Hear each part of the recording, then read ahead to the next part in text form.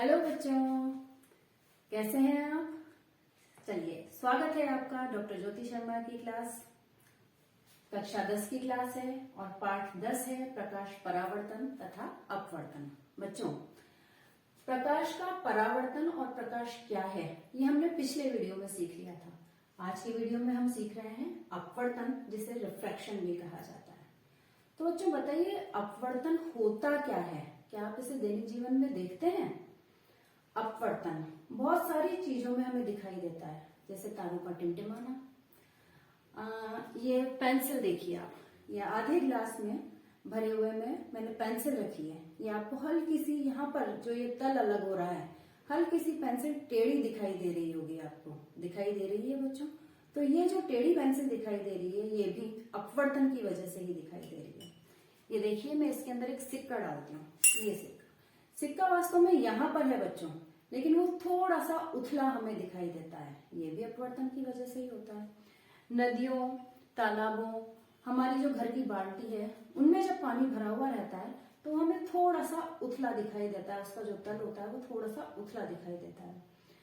धुएं में से जब हम देखते हैं या फिर जलती हुई आग में से हम जब देखते हैं तो उससे पीछे की जो वस्तुएं होती हैं वो हमें थोड़ी सी हिलती हुई नजर आती हैं। तो ये सारी जो बातें होती हैं, और भी बहुत सारी बातें हैं, तो ये जो सारी बातें होती हैं वो अपवर्तन की वजह से ही हमारे दैनिक जीवन में घटित होती हैं। तो अपवर्तन को परिभाषित कैसे किया जाए? अपवर्तन की परिभाषा हम कहेंगे कि जब प्रकाश एक पारदर्शी माध्यम से दूसरे पारदर्शी माध्यम में जाता है तो उसकी गति, उसकी चाल जो है वो चेंज हो जाती है। उस चाल के चेंज होने से उसका पथ विचलन हो जाता है और इसे ही हम अपवर्तन कहते हैं। डेफिनेशन मैंने लिखी है कि प्रकाश की किरण एक पारदर्शी माध्यम से दूसरे पारदर्शी माध्यम में जाते वक्त अपने पथ से विचलित हो जाती है, इसे ही प्रकाश का अपवर्तन कहते हैं। प्रकाश का अपवर्तन, जैसा कि मैंने बताया, प्रकाश का अपवर्तन जो होता है वो उसकी चाल में भिन्नता के कारण होता है, उसके वेग में भिन्नता के कारण होता है। एक माध्यम में प्रकाश का वेग अलग है, दूसरे माध्यम में प्रकाश का वेग अलग है, वो किसी और चाल से चल रहा है। तो जैसे ही वो एक माध्यम से दूसरे माध्यम में जाएगा तो अपवर्तन की घटना उन दोनों माध्यमों को पृथक करने वाली जो रेखा होगी, जो तल होगा, उसी पर ही अपवर्तन की घटना चाल में भिन्नता के कारण होती है। जैसा कि अभी मैंने पेंसिल टेढ़ी होते हुए बताया था, तो पेंसिल टेढ़ी वहीं से दिख रही है हमें जहां से वो दोनों जो तल है वो अलग हो रहे हैं। ठीक है, समझ आया बच्चों? अपवर्तन को हम आगे जाने, इसके लिए ये जरूरी है कि पहले हम दो शब्दों को समझें। वो दो शब्द हैं सघन और विरल। सघन और विरल, इन दो शब्दों को समझना बच्चों बहुत जरूरी है। सघन माध्यम, यानी कि जब भी हम माध्यमों की बात कर रहे हैं, दो पारदर्शी माध्यमों की बात कर रहे हैं, तो वो दोनों जो माध्यम है या तो वो सघन होंगे या फिर वो विरल होंगे।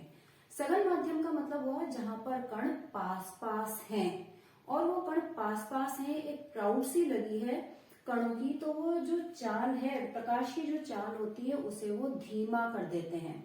जैसे मैं कह सकती हूँ कि हम रास्ते पे जा रहे हैं और ट्रैफिक जाम हो गया, बहुत सारे वाहन वहां इकट्ठे हो गए, तो वो सघन माध्यम हो गया। अब हम तुरंत वहां से नहीं निकल सकते, चाहकर भी नहीं निकल सकते। सारे वो जो व्हीकल्स हैं वहां वो क्लियर होंगे, आगे जाएंगे, तभी हम वहां से निकल सकते हैं। अब वो खत्म हुआ और उसके बाद सारे व्हीकल्स अपने अपने चाल से, अपनी अपनी स्पीड से आगे चले गए। अब मैं सिर्फ अकेली और दो चार और जने आसपास में जा रहे हैं व्हीकल्स से, तो मुझे जाने में आगे कोई प्रॉब्लम नहीं है। तो वहां पर माध्यम कैसा हो गया मेरा? विरल हो गया वहां पर माध्यम। यानी विरल का मतलब है जहां पर जो कण हैं वो दूर दूर हैं, और वो कण दूर दूर हैं इसलिए प्रकाश अपनी गति से आगे बढ़ सकता है।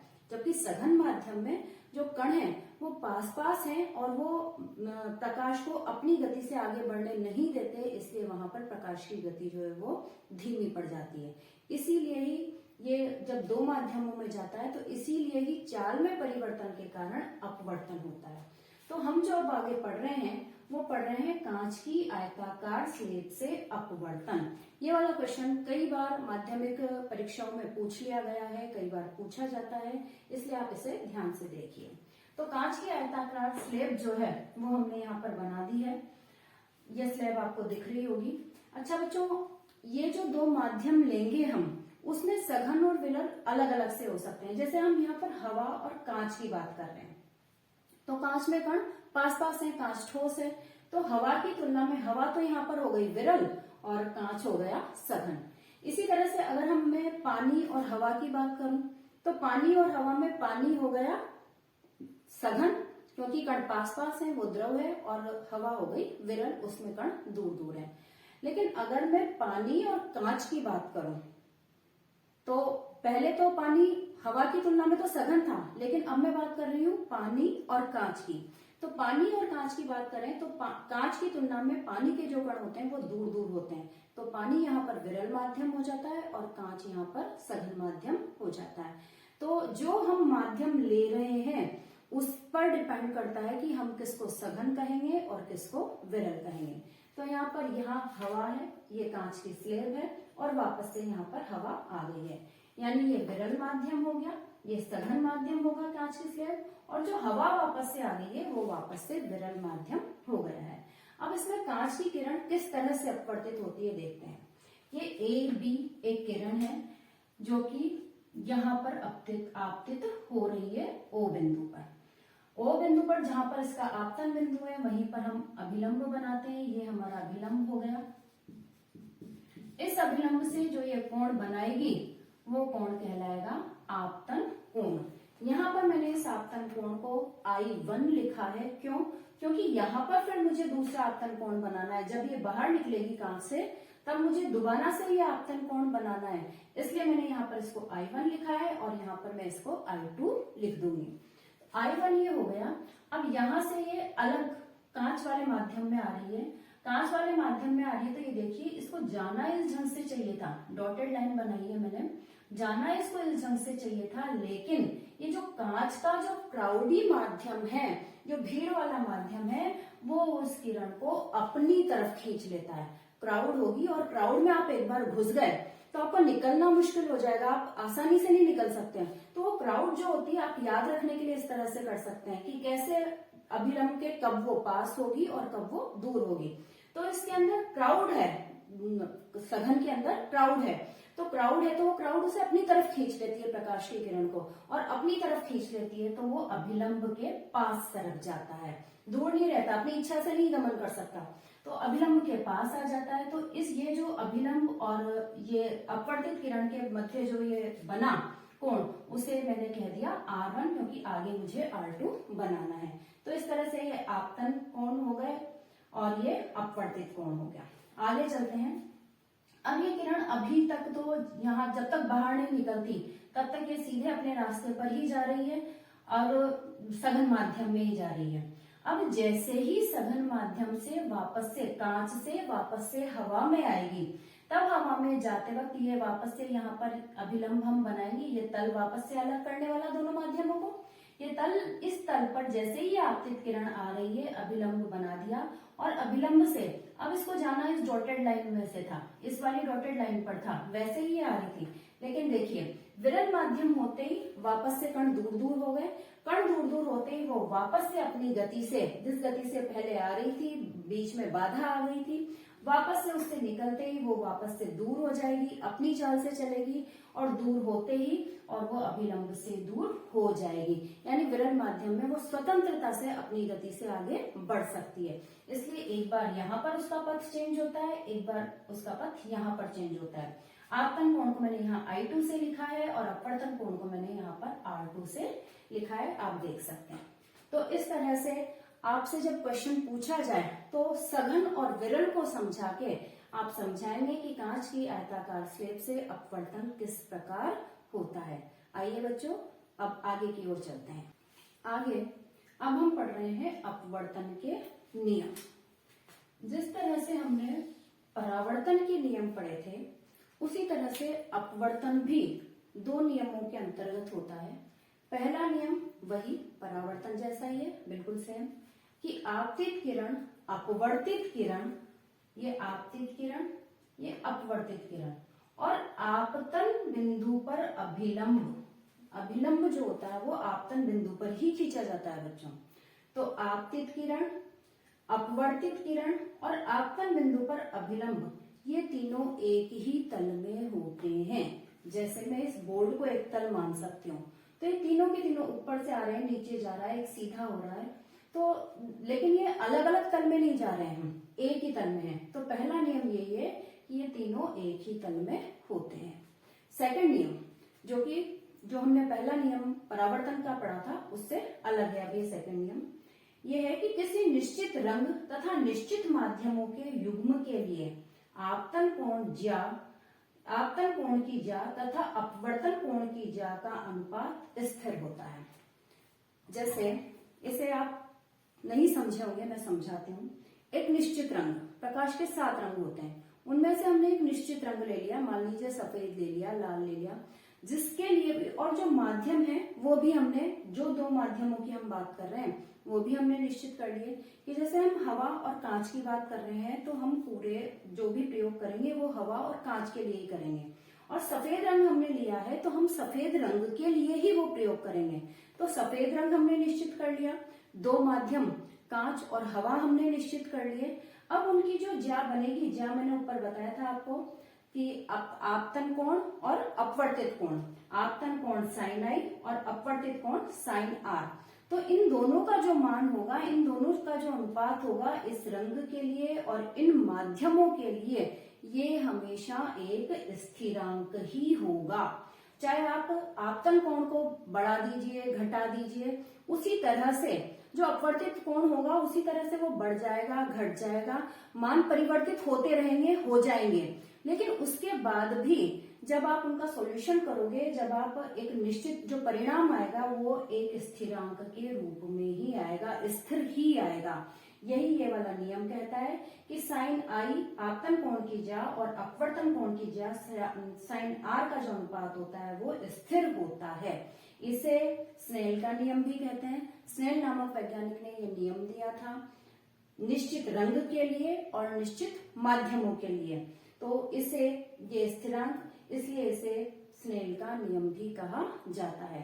पेपर में कई बार ये भी 1 नंबर का क्वेश्चन आ जाता है कि स्नेल का नियम लिखिए, तो आप ये जो दूसरा नियम है अपवर्तनांक का, उसे स्नेल के नियम में लिखने का नियम जो कि था sine I upon sine R बराबर स्थिरांक।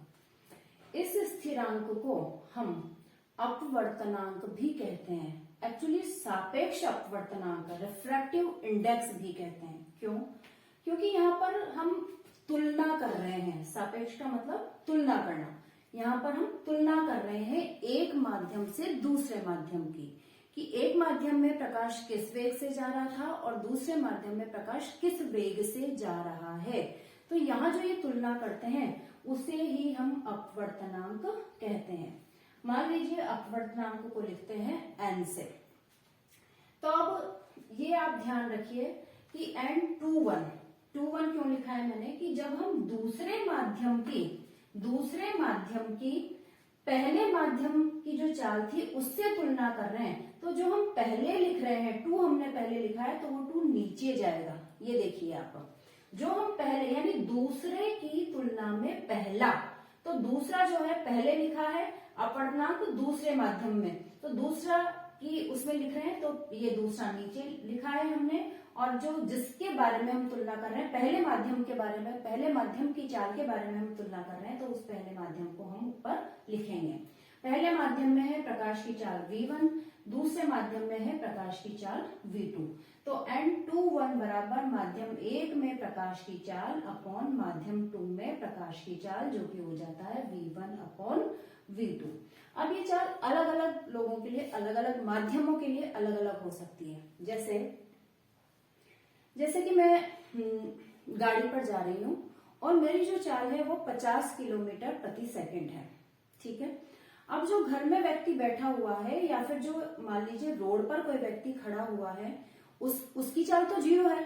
तो उसकी चाल 0 है तो वो खुद की चाल से, खुद से मेरी तुलना करेगा, तो मेरी तो चाल उससे 50 किलोमीटर प्रति सेकंड है, तो यानी उसकी और मेरी चाल में जो अंतर आया तो 0 और 50 का अंतर आ गया, उसके लिए मैं 50 किलोमीटर प्रति सेकंड चल रही हूँ, तो वो एक अंतर हो गया 50 और 0 का, वो सापेक्ष इंडेक्स अपवर्तनांक हो गया। अब लेकिन कोई साइकिल वाला जा रहा है या कोई बाइक वाला जा रहा है और उसकी चाल है 20 किलोमीटर प्रति सेकंड और मेरी चाल 50 किलोमीटर प्रति सेकंड ही है, तो वो अपने नजरिए से कैसे देखेगा? 20 किलोमीटर तो वो खुद ही चल रहा है और 50 किलोमीटर मैं चल रही हूँ 50 किलोमीटर प्रति सेकंड, तो उसकी नजर में कितना अंतर हुआ? वो होगा कि माध्यम 1 में प्रकाश की चाल या माध्यम 2 में प्रकाश की चाल। हम किसकी बात कर रहे हैं? हम जिसकी भी बात कर रहे हैं, जिससे भी हम कंपैरिजन कर रहे हैं, उसे हम नीचे लिख देंगे। तो मुझसे कंपैरिजन हो रहा है और वो माध्यम 1 जो कर रहा है, ठीक है। तो अब उसकी और मेरी चाल में 30 किलोमीटर का अंतर हुआ, तो बदल गया ना माध्यम। मेरी 50 है, उसकी 20 है, यानी उस 20 को तो हटा दीजिए, 30 का अंतर हुआ। तो इस तरह से हम जिस तुलनात्मक अंतर जो कर रहे हैं माध्यमों में, उसे ही हम सापेक्ष अपवर्तनांक कहेंगे। यहाँ पर अगर हम इसको उल्टा कर दें, यानी कि माध्यम 1 में प्रकाश की चाल की तुलना करें हम माध्यम 2 में प्रकाश की चाल से, तो एक जिससे हम तुलना कर रहे हैं वो नीचे आ जाएगा, जो हम पहले लिखेंगे n के वो नीचे लिख देंगे, और जिससे हम तुलना कर रहे हैं वो हम ऊपर लिख देंगे। तो माध्यम 2 में प्रकाश की चाल v2 थी, माध्यम 1 में प्रकाश की चाल v1 थी, तो यहाँ पर n12 बराबर जो आ गया वो v2/v1 आ गया है, ठीक है बच्चों। अभी हमने जो बात करी वो 2 माध्यमों की करी। माध्यम कोई से भी 2 माध्यम हो सकते हैं, लेकिन अगर उन दोनों माध्यमों में एक माध्यम हम वायु रख लें या निर्वात रख लें, एक ही बात है। क्योंकि एक बात क्यों है? क्योंकि दोनों में ही प्रकाश की चाल लगभग समान ही है। जो द्रुत चाल होती है, द्रुततम चाल होती है प्रकाश की, वो निर्वात में होती है और वो होती है 3 × 10⁸ मीटर प्रति सेकंड। ये सबसे तेज चाल होती है प्रकाश की। इसके बाद हवा में लगभग बराबर ही रहती है, लगभग, उससे थोड़ी सी कम हो जाती है हवा में, लेकिन लगभग बराबर ही रहती है। और उसके बाद ठोस में, द्रव में, अलग अलग माध्यमों में वो कम, निर्वात से या हवा से जैसे जैसे वो ठोस में, द्रव में अलग अलग जाता है प्रकाश, वैसे वैसे उसकी चाल धीरे धीरे धीरे कम होती जाती है। तो किसी भी माध्यम में और वायु या निर्वात में हम उसकी जो तुलना करें, जो अनुपात निकालें, तो वो कहलाएगा सापेक्ष अपवर्तनांक। लेकिन उसे सिर्फ सिंपल अपवर्तनांक ही कहा जाता है। अगर हम सिर्फ ऐसे ही बोलें कि इसका अपवर्तनांक कितना है, तो वो अपने आप अंडरस्टैंडिंग होता है कि किससे हमने तुलना की है, उसकी निर्वात या वायु में उसकी जो चाल है उससे हमने तुलना की है। जैसे मैं कहूँ कि जल का अपवर्तनांक 1.33 है, इसका क्या मतलब हुआ कि हमने एक माध्यम यानी कि जल में प्रकाश की चाल निकाली है। किसके सापेक्ष निकाली है? वायु या निर्वात में प्रकाश की चाल के सापेक्ष हमने निकाली है। तो जो अनुपात हमारा आता है वो 1.33 आता है। तो हम यहाँ पर कह देंगे कि जल का अपवर्तनांक साहब जो है कितना है? 1.33 है। अगर इसको फॉर्मूले के रूप में हम करें तो nm बराबर वायु या निर्वात में प्रकाश की चाल अपॉन माध्यम में प्रकाश की चाल। निर्वात में प्रकाश की चाल को c से डिनोट किया है, माध्यम में प्रकाश की चाल को v से डिनोट किया है। तो और यहाँ पर क्योंकि एक माध्यम तो हवा ही है, इसलिए हमने nm लिखा है, सिर्फ nm बराबर हो जाता है c/v। अब बच्चों ये 2 शब्द जो हैं, प्रकाशिक सघन और प्रकाशिक विरल, ये 2 शब्द आपसे परिभाषा के रूप में एग्जाम्स में कई बार पूछ लिए जाते हैं। तो कोई खास बात नहीं है। जैसे अभी हमने सघन और विरल का पढ़ा था, तो प्रकाशिक सघन का मतलब ये हो गया, प्रकाश जो है वो किसी सघन माध्यम में जाए तो उसकी गति जो है वो कम हो जाती है। भीड़ में, क्राउडी वातावरण में वो घुस जाता है तो वो अपनी गति से चल नहीं पाता, अपनी गति से नहीं चल पाता तो क्राउड उसे अपनी तरफ खींच लेती है, तो वो अभिलंब के पास सरक जाता है। तो वो तो हो जाता है प्रकाशिक सघन, जिसमें प्रकाश की जो चाल है वो कम हो जाती है। प्रकाशिक विरल, जैसे ही कण दूर दूर होंगे, प्रकाश पूरी स्पीड में अपने सब तरफ पहुंचेगा, अपनी स्पीड में जाएगा, तो और अपनी स्पीड में जाएगा तो वो क्राउड से हट जाएगा और वो अभिलंब से दूर हट जाएगा, उसकी चाल तेज हो जाएगी। तो प्रकाशिक विरल में प्रकाश की चाल तेज हो जाती है, प्रकाशिक सघन में प्रकाश की चाल कम हो जाती है और वो अभिलंब के पास सरक जाता है और इसमें वो दूर सरक जाता है। तो इस तरह से बच्चों आज हमने ये प्रकाश के अपवर्तन के बारे में पढ़ा। नेक्स्ट वीडियो में हम ये लेंस के बारे में पढ़ेंगे, गोलीय दर्पणों से अपवर्तन के बारे में हम पढ़ेंगे। तो मिलते हैं अगले वीडियो में। थैंक यू बच्चों।